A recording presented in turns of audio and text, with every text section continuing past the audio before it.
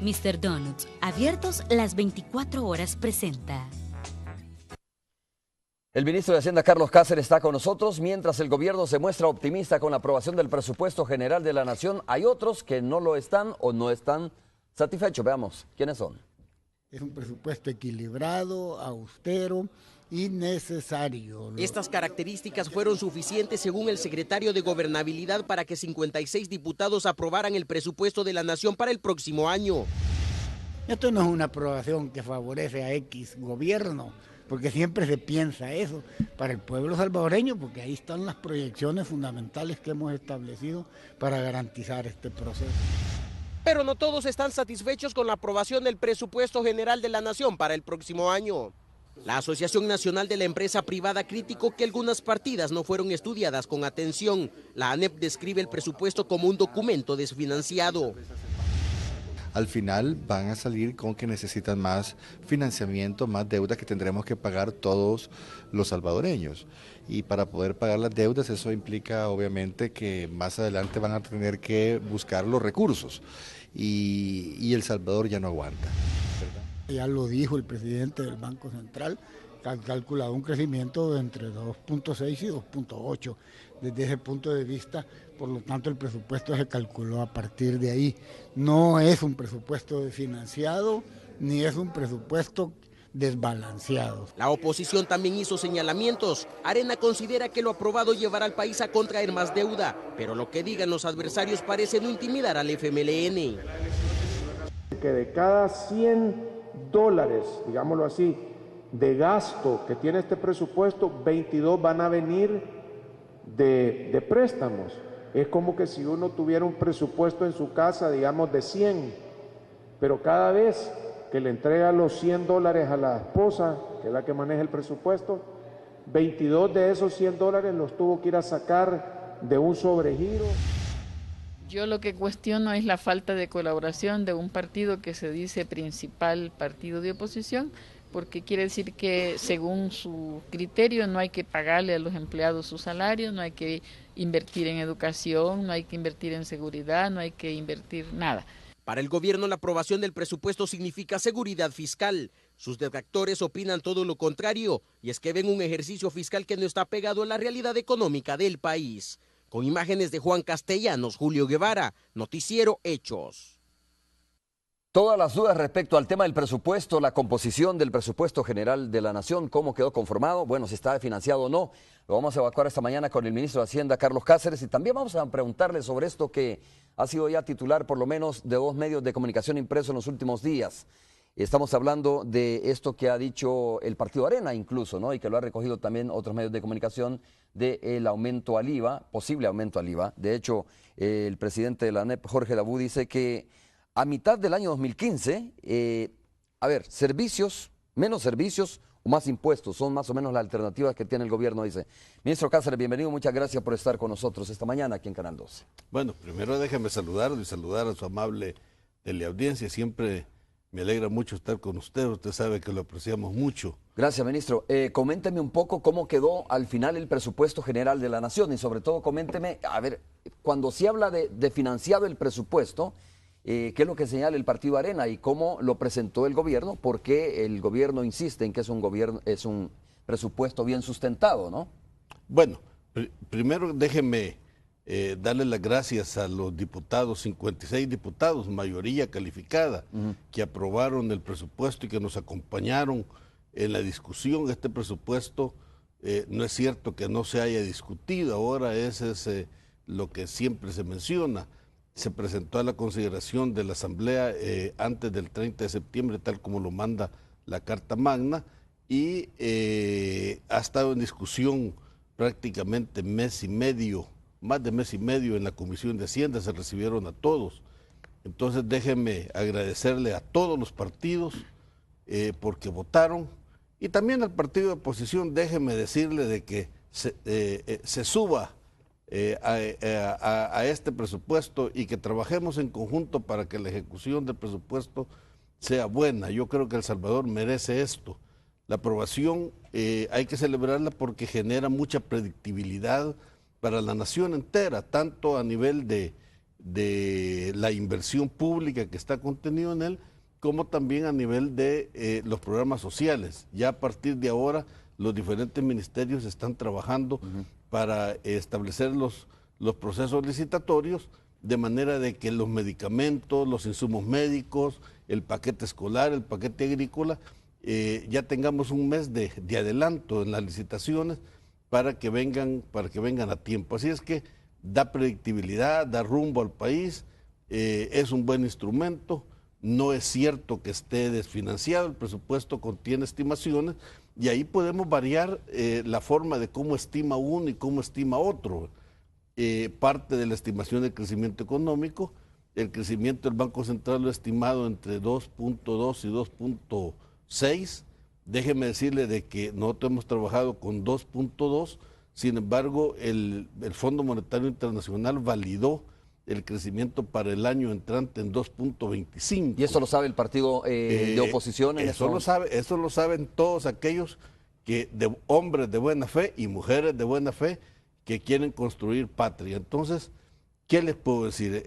Las estimaciones pudiera ser que variemos de una cifra a otra, los gastos pudiera ser que algunos incrementen, pero para eso el Ministerio de Hacienda se convierte en el ejecutor del presupuesto, y para eso vamos día a día administrando a donde sobra, a donde falta, para ir haciendo los ajustes necesarios. Al final de cuentas es cómo terminamos el año. Yo solo quisiera recordarle el año pasado, por estos tiempos, que dijeron exactamente lo mismo, y mira, estamos terminando el presupuesto, la ejecución del presupuesto, el año lo estamos terminando con dificultades. Si la vida financiera y económica del país no es una cosa sencilla, es una cosa compleja y cuesta administrarlo. Lo que sucede es que vamos haciendo ajustes, inclusive las predicciones del déficit fiscal que teníamos para este año, que era de 4.2, creo que vamos a salir ligeramente abajo de ello. Así es que yo me siento tranquilo a pesar de todos los detractores. Claro. Yo les pido que se sumen a este esfuerzo de terminar un presupuesto, de ejecutarlo con mucho entusiasmo y con mucho ahínco. Ministro, ¿cómo caracterizaría usted el presupuesto que fue aprobado en la Asamblea Legislativa? Mire, el presupuesto, la verdad es que no puede ser un presupuesto gastón. Ajá. Es un presupuesto austero. No hay mucho para hacer un presupuesto despilfarrador, como dicen. Naturalmente que siempre hay donde ahorrar, siempre. Y siempre hay una cruzada de parte de la Casa Presidencial, del presidente Sánchez Serén y de este servidor, en que se ahorre hasta el último centavo que se puede. Y siempre hay uno que otro de mis queridos amigos que hacen un gasto tal vez no necesario, pero con buena fe. Entonces, yo diría que el presupuesto no varía de los anteriores mucho.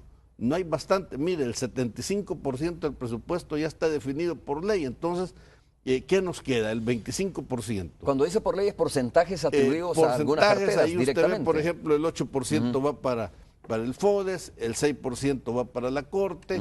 No podemos hacer nada con el presupuesto de la Asamblea Legislativa.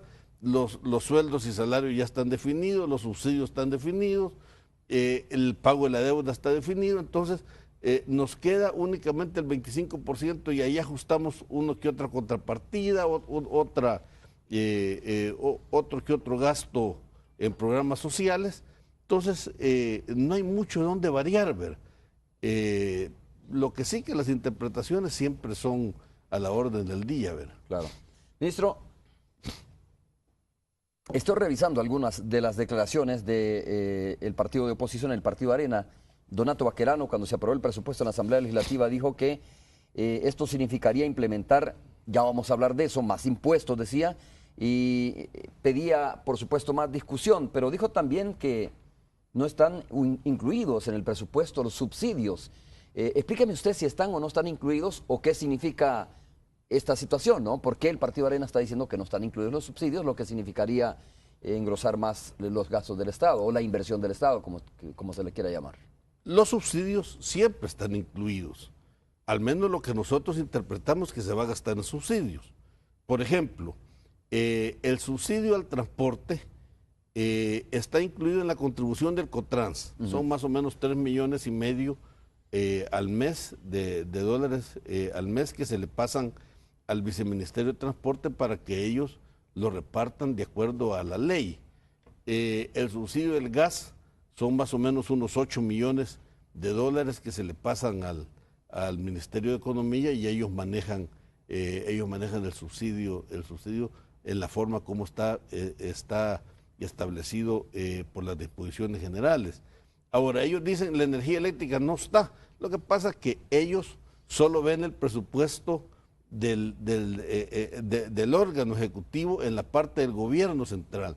Pero si ellos buscaran, por ejemplo, en el presupuesto de la CEL, que forma parte del presupuesto, ahí se van a dar cuenta que ahí está. O sea, está en el detalle. Ahí están las transferencias que se hacen para el pago del subsidio de la energía eléctrica. Ellos dicen que no está. Yo siempre digo lo siguiente, no puedo creer que los diferentes analistas y asesores que tiene, fundamentalmente el Partido Arena y los corifeos, ¿verdad? Los corifeos que siempre salen a relucir, hoy han vuelto a salir a relucir, no lo sepan, lo saben. Lo que pasa es que tienen agenda, ¿verdad? Tienen agenda y ellos deberían asesorar bien a los diputados, a don Donato. Si don Donato es un hombre que tiene experiencia, debería cuidarse más en lo que dice, ¿verdad? Claro, ministro, por ejemplo, el subsidio al gas está en el presupuesto del Ministerio de Economía. Está en el presupuesto del Ministerio de Economía. Ajá. Y va dividido en dos partes. Una parte va en lo que el famoso FEFE, que se llama, y ahí ligeramente van 90 millones. Pero hay otra contribución que viene después, que son otros 15 millones que se van incorporando en la medida en que se van recaudando en el año. Y entonces eso hace, si usted multiplica alrededor de 8.5, 9 millones de dólares al mes del subsidio que están completamente financiados. Lo que pasa que el tema del subsidio varía con relación al precio del gas licuado. Y ahí el gobierno hace ciertos ajustes. Ajustes en el precio y ajustes en el subsidio. Cuando el gobierno puede absorber el precio, si sube el valor en el mercado internacional del gas licuado, entonces se absorbe, y por eso es que a veces se requiere más, pero a veces baja y a veces hay ahorros ahí y se van compensando. Yo creo que siempre hay dificultades por cuanto hay que hacer transferencias entre partidas presupuestarias, y ese es el problema, que las asignaciones presupuestarias van bien ajustadas en el presupuesto, ya no hay mucho a quien le sobre como para que le dé a otros, y ahí justamente es el trabajo nuestro. Dice, ministro, el déficit fiscal del presupuesto, dijo, solo termino con este tema de Donato Baquerano, que usted ya se ha referido a él, decía, es de 1.061 millones. Yo quiero preguntarle si en la composición del presupuesto, para financiar este presupuesto, va a ser necesario, entiendo que ya está discutido incluso algunos, o se ha adelantado la discusión en algunos de estos temas de préstamos en la Asamblea Legislativa, ¿va a ser necesaria la aprobación de algunos préstamos o de algunos préstamos, o ya están contemplados en este presupuesto general de la Nación? Bueno, volvemos al mismo problema de buena y mala fe. El presupuesto no tiene déficit fiscal. Eso es una ligereza que la parte publicitaria, especialmente del partido mayoritario de oposición y los corifeos lo dicen. El presupuesto es algo que se inserta en el balance fiscal de la Nación. Y ahí en el balance fiscal es el que van otra serie de gastos e ingresos. Ahí van las autónomas. El presupuesto no van esos. El presupuesto que ellos ven que dicen va el déficit fiscal del 4%. No es cierto. El presupuesto no tiene déficit. Tiene déficit el balance en general. Y le quiero decir a don Donato que se recuerde que esto es histórico. No hay a lo largo de la historia del país un año que el país haya tenido superávit fiscal, aun cuando el Banco Central emitía dineros inorgánicos, ¿verdad? Aún en ese momento para pagar el déficit, hacía emisiones inorgánicas cuando hace mucho tiempo se podía hacer porque habían colones. Entonces, de ese déficit de 1.000 y tantos millones, ¿cómo se desagrega? La mitad son pensiones, son más de 500 millones que son pensiones, y esas pensiones se financian con el mismo sistema de pensiones, y es algo que nosotros tenemos que visualizarlo, porque el sistema de pensiones nace viciado desde el origen. Entonces hay que hacer correcciones a la estructura de pensiones, y naturalmente que ahí parte de los objetivos es, miren, esos vicios que nacen con el sistema de pensiones, tenemos que corregirlo, y eso va no solamente corregir el déficit fiscal, que de los 4%, 2 son pensiones y 2 es el sector público no financiero. Y además de eso, le quedan alrededor de 450. Y de esos hay 250 que son las devoluciones de IVA a los exportadores, que ahora se extraña, don Donato. Yo siempre le recuerdo a doña Milena que ella fue la que abanderó la reforma a la ley AFI, por medio del cual se establecía que las devoluciones de IVA a los exportadores se iban a pagar fuera del presupuesto. Y era natural, porque ellos siempre favorecen a los empresarios. Entonces, para que no se metiera en el presupuesto y que no se trabara cuando el presupuesto tuviera alguna dificultad, doña Milena y otros diputados de Arena, en tiempos del presidente Calderón Sol, en tiempos del ministro Hines, no firmó el decreto del ministro Hines, quizás porque no estaba, pero lo firmó el viceministro Sorto Fletes. Ahí dejaron establecido esa disposición, y entonces el presupuesto quedó organizado de esa forma.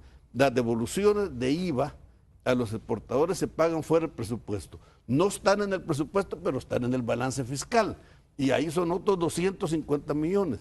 Entonces, ¿cuál es el problema el problema financiero que tiene El Salvador? 200 millones de dólares, que es lo que nosotros hacemos con créditos comerciales, algunas emisiones de letes, como ellos dicen, etcétera. Entonces ahí vamos jugando con eso. Imagínense cómo sería administrar con un déficit del país de 1.000 millones. Sería imposible terminarlo, ¿verdad? De terminar el año. Y siempre lo terminamos el año. Y lo terminamos con un déficit fiscal de 4%, 2% pensiones y 2% el sector financiero del Estado. Y solo para compararle, la hermana República de Costa Rica tiene 5,5% de déficit fiscal sin tomar en cuenta pensiones, y el problema pensional de ellos es mayor. O sea que ellos estarían con un déficit fiscal de por lo menos 8. Y Honduras está igual, tiene un déficit fiscal de 5 sin tomar en cuenta pensiones. O sea que ellos no tienen tanto el problema pensional como Costa Rica ni nosotros, pero sí ahí pueden ustedes comparar. Claro. Entonces, no es cierto, todos los países tenemos similares problemas y lo estamos enfrentando con mucha dedicación. Los ministros de Hacienda nos juntamos siempre para ver estos temas. Para revisarlo, ministro, tras la aprobación del presupuesto queda solventada también el tema del pago a proveedores que estaba pendiente. Entra ahí del presupuesto, o de ahí se recoge la plata o se agarra la plata para pagarles. ¿Queda cubierto el tema de los programas sociales completamente? Todo está cubierto, el tema de los programas sociales está completamente cubierto.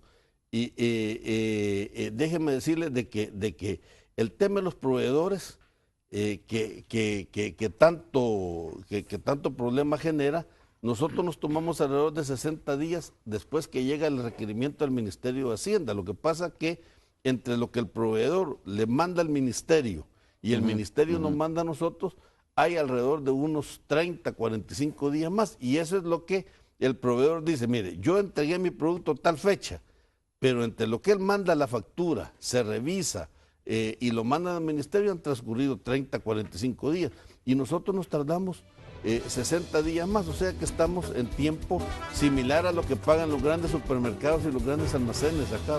Ok. Vamos a hacer la primera pausa. Ministro Cáceres está con nosotros esta mañana.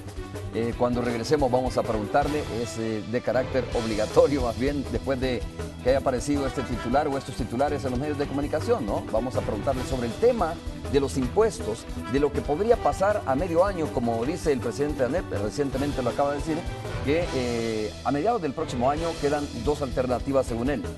Uno es reducción de los servicios de parte del Estado o el incremento de impuestos, entre ellos del IVA. Volvemos en breve.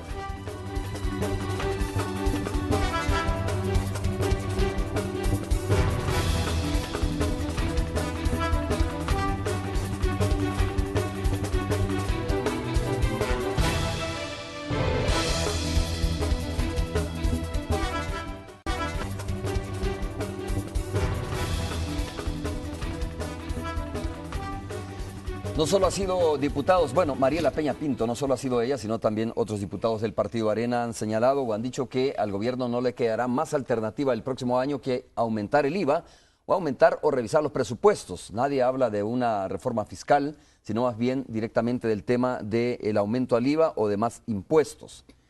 Vamos a preguntarle al ministro si hay en el gobierno, ¿no? Si esto se ha visto en el Consejo de Ministros, si se pretende, si se está evaluando esa posibilidad. Algunos dicen que incluso el Fondo Monetario Internacional ha recomendado eso al Ejecutivo, al gobierno de nuestro país. Ministro, ha revisado y habrá escuchado usted también este tema, ¿no? De la posibilidad que tendría el gobierno o que estaría evaluando de aumentar los impuestos, entre ellos el IVA. Bueno, déjeme primero responder categóricamente. Como dicen en mi pueblo, ya no hayan que inventar, ¿ver? No, yo le quiero asegurar a la población, al pueblo en general, que jamás, ni en el gobierno del presidente Funes, ni en este gobierno, se ha considerado la posibilidad de aumentar el IVA. Y esta administración de Hacienda nunca ha considerado que el IVA pueda ser incrementado en esos puntos que ahora Arena está utilizando como campaña política. Y en esto la razón es bien importante. Nosotros creemos que el IVA es un impuesto regresivo, es un impuesto que daña más a las clases pobres. ¿Y quiénes patrocinan esto? Bueno, FUSADES lo vive recomendando, tanto en tiempos del presidente Saca recomendó que se subiera el IVA y ahora lo sigue diciendo. Hay analistas corifeos de FUSADES que dicen que hay que aumentar el IVA, lo dicen ahora todos estos analistas que están ahí, y naturalmente de que eso le puede generar alguna preocupación a la población, pero la población debe estar tranquilo. Nosotros hemos optado siempre por hacer que los impuestos tengan un elemento de justicia tributaria en el cual el que más tiene que pagar, y que además los impuestos tengan alguna función redistributiva, ¿verdad? Eso para nosotros es bien importante y esa es la política nuestra.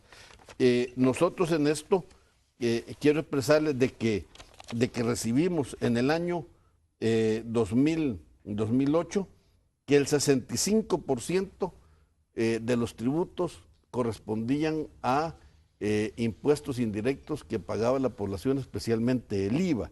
Y de ese 65% lo hemos reducido a 61%. O sea, ¿por qué? Porque los impuestos que paga la población a través de los impuestos de renta, fundamentalmente que los encontramos en 34%, ahora los hemos subido a 38%. Lo que implica es que los impuestos que esta administración y que tanto la administración anterior como esta administración del presidente Sánchez Serén nunca ha contemplado estar gravitando más las economías del ¿Y entonces Estado. a qué se debe ese tipo de declaraciones? ¿Falta de información o qué es lo que está sucediendo Yo creo realmente? que ellos se quedaron solos. Se puede imaginar de que todos los partidos políticos aprobaron el presupuesto, ellos se quedaron solos, y no hay mejor forma de justificar ese error político y esa falta de solidaridad con el país y con la gente más pobre a los cuales ellos les piden el voto para las próximas elecciones, que decir, mire, no votamos porque ese presupuesto puede generar la expectativa del IVA, y nada más falso que eso.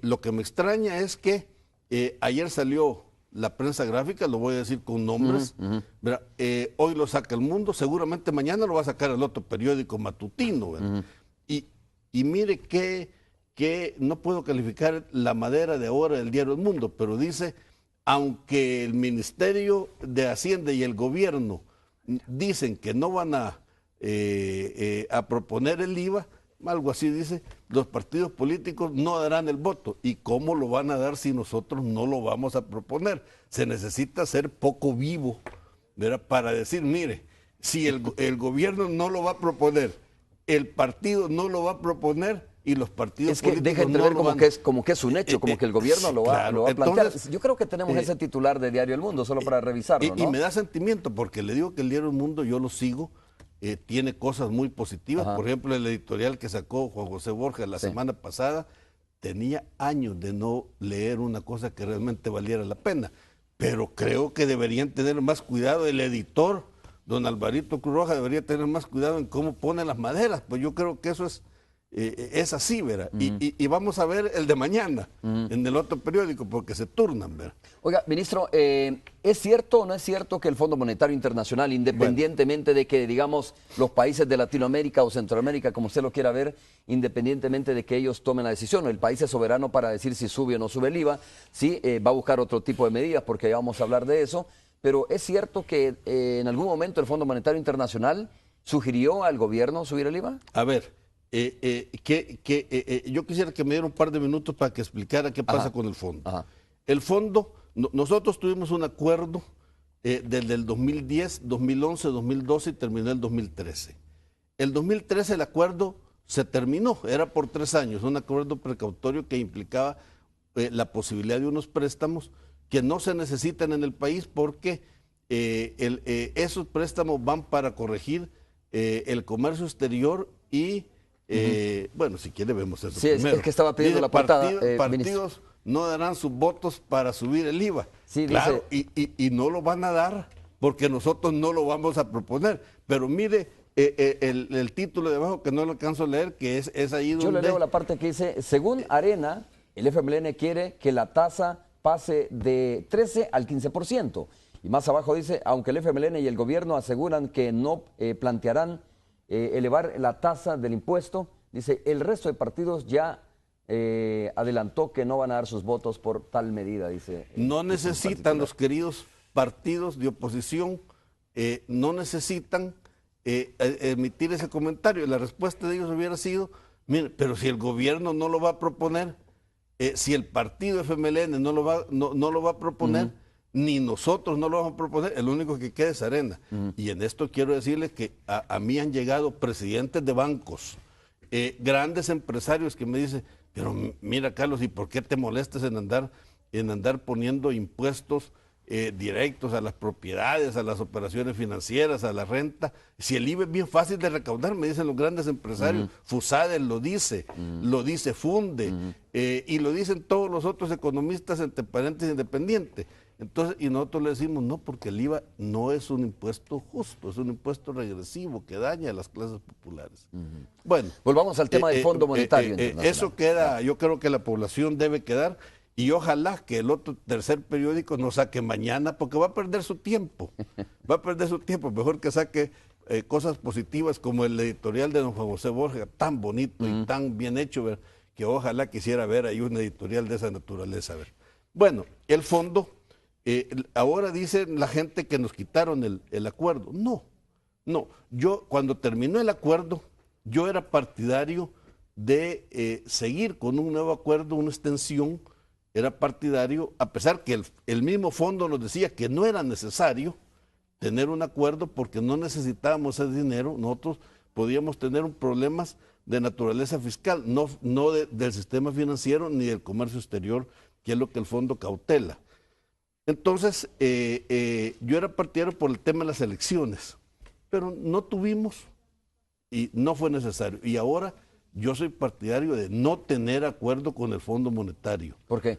Porque no se necesita, vuelvo a decirle, el Fondo Monetario protege con los préstamos precautorios, protege el comercio exterior y el sistema financiero donde no tenemos mayores dificultades. Donde nosotros pudiéramos tener dificultad es en las finanzas públicas, y eso el fondo lo cautela a través de lo que se llama el seguimiento del artículo 4 del Estatuto Constitutivo del Fondo. Y es lo que acaba de tener la misión del Fondo acá. Bueno, ¿qué recomienda el Fondo? El Fondo recomienda un ajuste de 3,5% del PIB y da unas recetas. Entre las recetas que da está el IVA, da otras recetas de echar empleados, da otra receta de disminuir los subsidios a la mitad, da la receta de poner el impuesto predial completo. Yo quería solo poner el impuesto predial a los bienes suntuarios, no a los bienes no productivos, pero ellos dicen que a todos. O sea que sí es cierto que hay una recomendación. Hubo una pero recomendación, déjeme llegar a las conclusiones. Ajá. Y mire cómo el fondo favorece, dice, mire, a los que ya tienen exenciones de impuestos solo rebájele 0,1% del PIB. Bueno, al final nosotros hacemos recuento. Nos da una receta de 4% de ajuste, del cual 3,3 daña a la población más pobre y 0,7 es el que debería pagar la gente más de mayor capacidad. Entonces yo fui bien claro en decirle a la misión, mire, yo no estoy de acuerdo con eso. Y es más, en mi calidad de ministro de Hacienda, jamás le propondría al presidente de la República hacer un ajuste de esa naturaleza que daña a la población más pobre. Y algo más que los economistas deberían verlo, por favor. Aquí todos sabemos que el crecimiento del PIB basa el 90% en el consumo. Y este ajuste de 3,5% en 3 años va a afectar el consumo, lo que va a significar que el crecimiento puede disminuir. Los mismos del fondo decían que podía disminuir a 1,4 si se hacía el ajuste. Y eso implica necesidad de más ajuste. El ajuste va a dañar el crecimiento, más ajuste y entrar en un círculo vicioso del cual este gobierno no está de acuerdo con eso. Nosotros en la ley de responsabilidad fiscal que se va a empezar a discutir ahora estamos proponiendo el ajuste de 1,5% del PIB en los primeros 3 años y el resto hacerlo en los siguientes 7 años. O sea que en 10 años quisiéramos hacer el ajuste que el fondo propone para 3 años. Nosotros así en 10 años creemos que no se va a dañar el crecimiento económico y el consumo de la población. Yo creo que este es un tema, se lo dije también ahí en Washington, en la reunión del BID y los 3 presidentes, los 3 presidentes del Triángulo Norte y el presidente BID, les dije, ayúdenos a que el fondo entienda este problema. Las recetas del fondo vuelven a ser constrictivas como lo ha sido siempre. Pausa comercial, ministro. Cuando regresemos continuamos abordando este tema. A ver, le dejo planteado más o menos un escenario. Algunos sectores hablan de que viene una crisis fiscal, ¿no? Con estos elementos que usted me ha dado a conocer y las proyecciones de crecimiento que tiene el país, me gustaría que nos explique hacia dónde va el país en materia fiscal, luego, lógicamente, de haber conocido ya la aprobación del presupuesto y las medidas estas que recomiendan organismos financieros internacionales como el Fondo Monetario. Volvemos.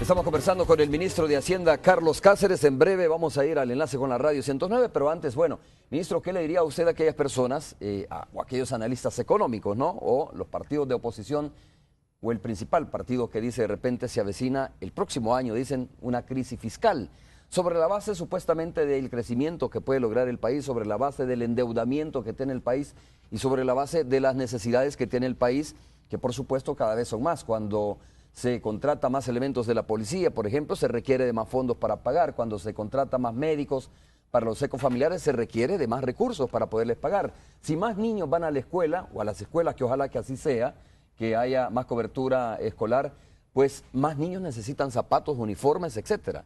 Y la pregunta es, pues lógicamente esta expresión, ¿no?, para el presupuesto general de la Nación, la pregunta es, ¿cómo va a ir el gobierno adecuando estas necesidades o respondiendo a esta demanda?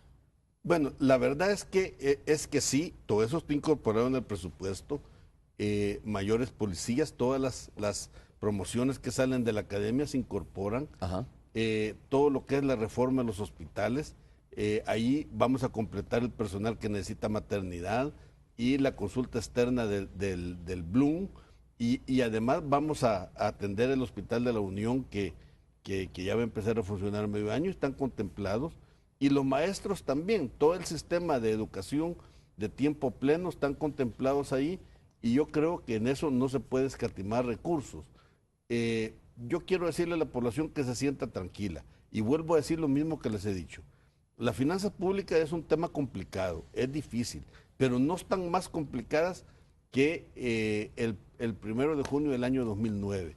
Nosotros recibimos las finanzas públicas completamente quebradas, mentirosas, porque el Banco Central de aquella época decía que el déficit fiscal era 2.8 y resultó ser 6.3, o sea que realmente no había transparencia. Hoy hay transparencia de lo que quieran. Déjeme decirle también a la población de que con la ley de responsabilidad fiscal que se va a empezar a discutir este día en una sesión especial de la Comisión de Hacienda, ahí nosotros le estamos dando predictibilidad a las finanzas públicas cada 10 años móviles, o sea que sale un año y entra uno nuevo, en el cual los 3 primeros años hay un ajuste de 1,5%, ajuste en el que no estamos haciéndole caso a la recomendación del fondo porque consideramos que no son convenientes para el país, y ese ajuste de 1,5 representa ya los impuestos que están ya aprobados, y hay una disminución del crecimiento del gasto. No estamos disminuyendo el gasto, o sea que no vamos a quitar empleados, sino que lo que vamos a hacer es disminuir la tasa de crecimiento de manera de que podamos tener un ahorro de 0.7 del PIB en los 3 años, más el 0.7 del PIB de los nuevos ingresos, que por cierto vio la publicación de la semana pasada. Hemos recogido 6.6 en el primer mes del impuesto a las operaciones financieras y 7.5 el segundo mes. Y también le estamos diciendo para qué estamos gastando el dinero. Este año íbamos a recoger 17 millones y lo vamos a gastar en elecciones y en policías, en la Policía Nacional Civil. El año entrante, los 100 millones que queremos recoger de este impuesto van 30 para la salud pública, 30 para la seguridad y 30 para educación, y además la Corte Suprema de Justicia siempre se lleva el 6% de sus ingresos, y los municipios que bien están porque hacen obras en el territorio se llevan el 8% de eso. O sea que ahí están bien empleados, bien destinados los recursos de los impuestos. Entonces nosotros creemos que al aprobar la ley va a haber predictibilidad y la población va a tener que analizar que todo lo que le dicen no es tan cierto. Ministro, ¿confía usted en que la reactivación, siempre cuando hemos hablado, por ejemplo, con algunos funcionarios del gobierno, dicen que este momento que está atravesando el país puede ser histórico si se sabe aprovechar en términos de, por ejemplo, el Fomilenio 2, en términos de que se amplía el aeropuerto internacional de Comalapa, que se está licitando el puerto de la Unión Centroamericana, es decir, que hay elementos que se están conjugando, según estos representantes del gobierno, para lograr un crecimiento mayor el próximo año, ¿no? Para lograr la reactivación económica. ¿Usted confía en que esto pueda suceder, que se está dando esta situación en el país? Bueno, yo soy optimista que eso se dé, y estoy contribuyendo desde el Ministerio de Hacienda a que se dé. Nosotros en el Ministerio de Hacienda tenemos 2 funciones. Una función es mantener el equilibrio fiscal para que los diferentes ministerios que se encargan de buscar el crecimiento económico, economía, agricultura, turismo, y otros sectores importantes del país, en cuenta el sector privado, puedan invertir lo suficiente como para que el país crezca. Esa es la labor primordial del Ministerio de Hacienda. Nosotros vamos a preservar el equilibrio fiscal, el equilibrio del país, para que los otros trabajen y se desempeñen bien y tengan éxito en la tarea de crecimiento económico. Y lo otro es contribuir en la medida en que nosotros podamos a financiar los programas sociales para darle tranquilidad a la población, que no hayan convulsiones sociales y eso que no traiga convulsiones políticas, para que el sector privado y en compañía de los ministerios que se dedican a la parte de reactivación económica puedan trabajar. Yo pienso que el esquema está planteado. Yo soy optimista y estoy trabajando para ello, estoy colaborando con mis colegas ministros y con el sector privado en eso. Y el diálogo que el presidente ha mandado tener con los diferentes sectores que ahora están coordinados con el secretario técnico, creo que pueden dar frutos para ello, ¿verdad? ¿Hay demandas que son insostenibles o no pagables, por decirlo de esa manera? Yo creo que hay demandas complicadas. Ajá. Hay demandas complicadas, pero que de alguna manera debe haber comprensión en esto. Por ejemplo, le voy a mencionar el caso de las demandas laborales. Yo creo que tienen razón los movimientos laborales en que tienen necesidades básicas para su vida. Sin embargo, no podemos nosotros satisfacerlas todas, vamos a ir satisfaciéndolas lentamente en que se pueda. Hay necesidades sociales como la salud pública que nosotros quisiéramos que se solventaran todos, o el tema educativo, la infraestructura de las escuelas, pero ahí vamos lentamente caminando en eso. Las brechas sociales se desajustaron no desde los 20 años de Arena, sino que se desajustaron históricamente, y no podemos nosotros arreglarlo en un año, en 2 años, en 5 años o en 10 años, eso se va a arreglar lentamente. Y estamos trabajando en eso, ¿verdad? Ese es el tema. Debe haber mucha comprensión de la población y debe haber mucha comprensión también de los contribuyentes que de veras cumplan con sus funciones. Ministro, a propósito de la labor del Ministerio de Hacienda, en el tema de la recaudación fiscal, ¿no? ¿Cuál era la meta que se había propuesto el Ministerio de Hacienda o el Ejecutivo a través del Ministerio de Hacienda, y cuál es la que se logró finalmente? ¿Qué tan eficiente está haciendo el Ministerio como para... pues sí, para llegarle a aquellas personas que de alguna manera, digamos, no están pagando o que están evadiendo impuestos, por ejemplo? Bueno, ahí creo yo que esa crítica pudiera tener razón la oposición. No del todo, porque el crecimiento económico que nosotros nos habíamos planteado para el año 2014 era de 2.6% del PIB. Pero ¿qué sucedió? Los hechos básicos del Fomilenio, que se tardó tanto en la negociación, ya el Fomilenio está funcionando y se iba a entrar a trabajar el año 2015. Nosotros hubiéramos esperado que entrara 2014.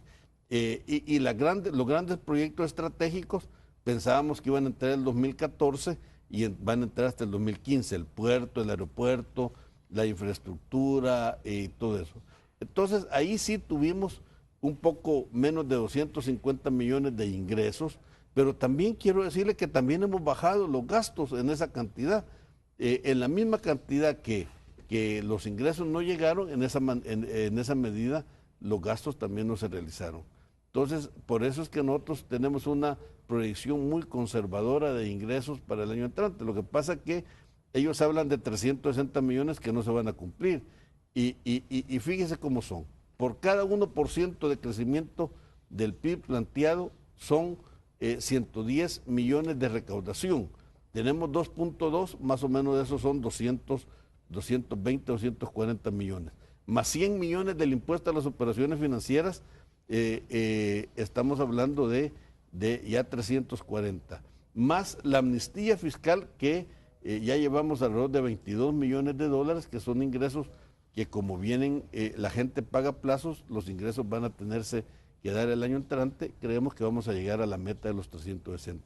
Esa es la estimación, nos podemos equivocar, y eso sin duda alguna, eso no significa que el presupuesto esté malo. Las estimaciones pudieran estar malas, pero yo no lo creo. Antes de ir a la pausa comercial, recuerda, ministro, que les he planteado una pregunta. Digo porque yo creo que nadie más, o en todo caso es la obligación, ¿no?, del ministro de Hacienda, de conocer cómo están los números, de saber por dónde va la cuestión, cómo se puede lograr una mejor recaudación fiscal, etcétera. Y le preguntaba qué tanta razón o qué poca razón tienen aquellos que dicen, mire, el próximo año va a ser un año difícil. Incluso, digo, algunos hablan de una crisis fiscal que obligaría a las medidas que aparentemente dicen algunos medios que se darían. ¿Crisis fiscal el próximo año? ¿Sobre la base de qué podría haber una crisis fiscal? Yo no lo veo. La única crisis fiscal está en la mente de los que están afligidos por las encuestas de las elecciones del mes de marzo. Yo no lo veo. Yo veo un año complicado, difícil, igual al que este año, igual a los años anteriores. No lo veo diferente. Y creo yo que si se da la ley de responsabilidad fiscal, vamos a tener metas que cumplir. Y como vamos a trabajar también en el tema de las pensiones, vamos a arreglar, vamos a que sean justas las pensiones, que sean propias para el pensionado, que sean dignas. Entonces creemos que tenemos todo como para trabajar. No es un año fácil, es un año complicado, pero seguramente tenemos... ¿Un año parecido a este? Yo creo que sí, similar a este y similar a los anteriores, pero no con mayor susto que el que recibimos en el año 2009. ¿verdad? La última pausa, ministro, regresamos en breve.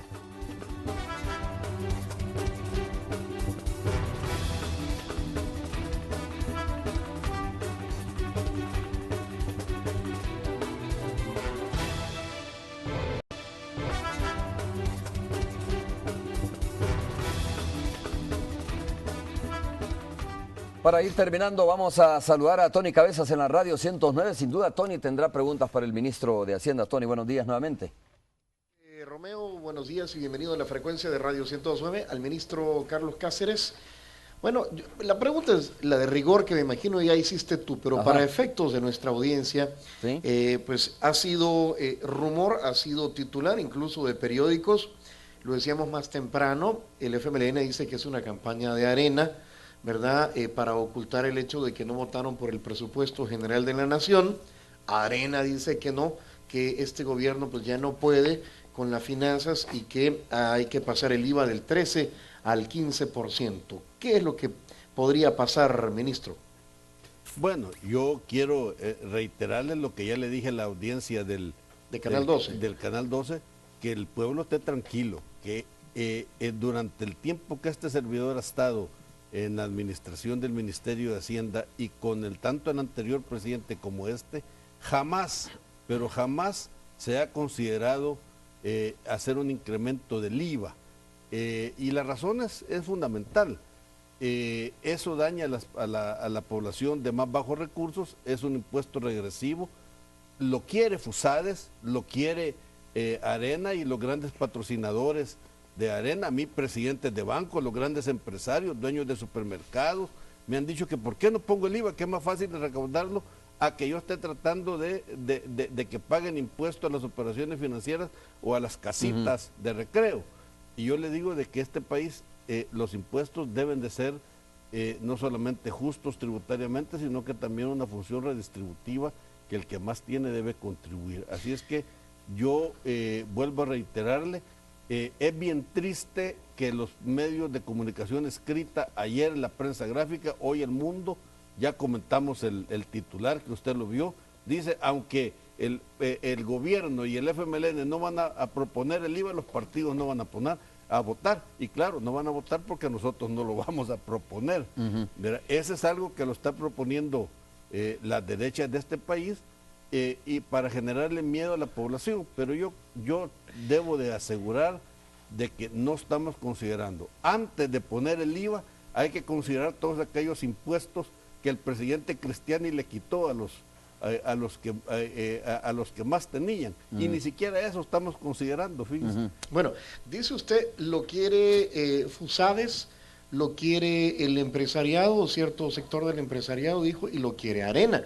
Preguntémosle a Arena entonces, está aquí con nosotros Roberto Dawson, que es candidato a alcalde por Arena en Santa Tecla, pero sigue siendo diputado, forma parte, entre otras, de la Comisión de Legislación y Puntos Constitucionales. Y de Economía también. Y de Economía. ¿Lo quiere Arena el incremento del 13 al 15%? Buenos días, señor ministro, un gusto estar también contigo, Romeo Lemus. Bueno, Roberto, miren, la verdad es que es lamentable escuchar esas declaraciones, porque si hubiéramos querido ponerlo en los 20 años de gobierno que tuvimos, lo hubiéramos subido al 15, al 17, al 25, si hubiéramos querido. O sea, me parece desafortunado el comentario, sobre todo cuando vemos el récord de que en la campaña anterior no aprobaron impuestos, sino que hasta después de elecciones. Entonces, ya tenemos un antecedente, y eso sí sucedió en la pasada administración, que es del FMLN, presentaron un paquete de impuestos, fue el tercer paquete de impuestos y se aprobó después de elecciones. ¿Por qué no hacerlo antes? Es una de las razones por las cuales la incertidumbre fiscal que le generó, es una de las razones por las cuales Maseca decidió retirarse también del país. Así es que si nosotros queremos ser coherentes, tenemos que ser primero muy responsables y segundo muy respetuosos. Creo que hoy vi en otro medio de comunicación en la mañana al presidente de la ANEP y otro representante de esa gremial decir claramente de que a ellos sí se lo habían planteado en una de las reuniones en Casa Presidencial. Así que nosotros simplemente hemos trasladado lo que nos han comentado. Ahora, quienes tienen que desmentirlo y que ojalá después de elecciones no vaya a salir otra cosa, es precisamente el señor ministro. A ver, ministro, lo escuchamos. Primero déjeme mandarle al diputado Roberto Guizón un abrazo fraterno, siempre me alegra saludarlo, aprecio mucho sus comentarios. Pero mire, este es un tema que a los hechos hay que remontarse. Arena en tiempos del presidente Cristiani le quitó el impuesto patrimonial a los ricos de este país y Arena les puso posteriormente el IVA, sustituyó el impuesto al patrimonio y el impuesto a las donaciones, con el famoso pacto de San Andrés. ¿no? Ese fue el segundo. Esa fue la segunda vez cuando se subió de 10 a 13. Entonces, pero primero pusieron el 10, o sea que cuando le quitaron el impuesto a los ricos de este país, el impuesto al patrimonio, que todos los países del mundo tienen impuesto al patrimonio, solo nosotros no tenemos impuesto al patrimonio ni predial. Pero le pusieron el 10% del IVA a la población más pobre. Y después vino el Pacto de San Andrés en tiempos de Calderón Sol. Entonces, los hechos que dicen que es justamente Arena quien patrocina el IVA, pero no tanto Arena. Yo creo que Arena se preocupa mucho por el tema de los votos, pero los patrocinadores sí. Verá, Fusares, que es la parte teórica de este país en términos de apoyo a los partidos, a los gobiernos de Arena anteriormente lo apoyaban, y vuelvo a repetir, grandes empresarios me dicen a mí que lo pongamos. Claro, Arena se va a cuidar de no proponerlo, pero nosotros tampoco, no se preocupe, diputado, no se preocupe. Bueno, qué bueno escuchar eso de parte del ministro, ¿verdad? Yo preocupado no estoy, yo creo que los salvadoreños estamos preocupados por la situación del país, la situación de la canasta básica, el precio, el costo de la vida, la situación de inseguridad. Creo que todos estamos preocupados del rumbo del país y las encuestas dicen claramente que la gente siente que vamos por el rumbo equivocado. El punto acá, señor ministro, y con todo respeto, y le agradezco mucho sus palabras, es que tenemos que empezar a buscar entendimientos, tenemos que buscar acercamientos para sacar adelante al país. Y no es buscando imponer cosas a la fuerza, sino que convenciendo cómo se va a resolver los problemas de El Salvador. Lamentablemente eso es lo que ha venido sucediendo en el legislativo y es lo que el país quiere ya cambiar.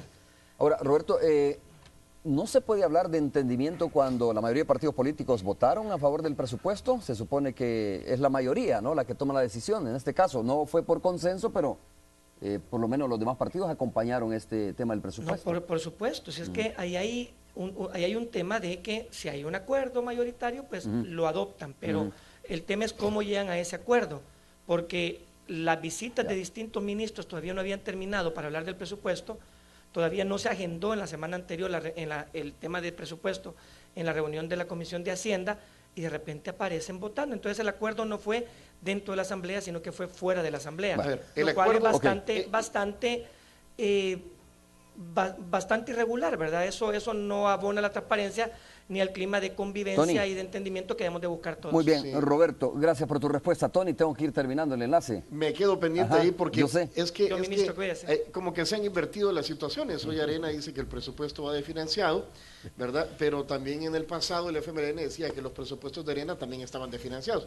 Entonces no entiendo yo esa situación. Pero bueno, es la política, un gusto. De repente llega el ministro de la 109 para explicar también esta situación. Ojalá a ver qué día lo podemos tener por acá. Saludos para ti. Aquí damos Tony, desayuno. Roberto también, un abrazo para ustedes. Invíteme, Tony, nunca me he invitado. Justo le hacemos la invitación. Hasta luego.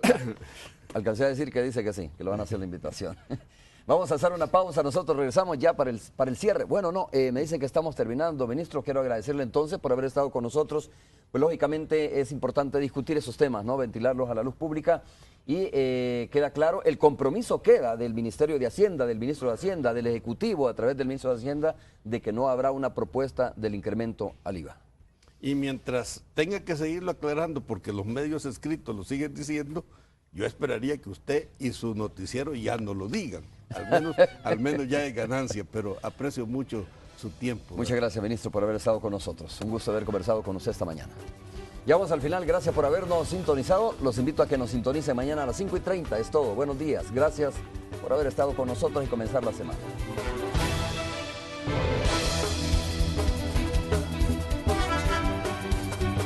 Mr. Donut, abiertos las 24 horas, presentó.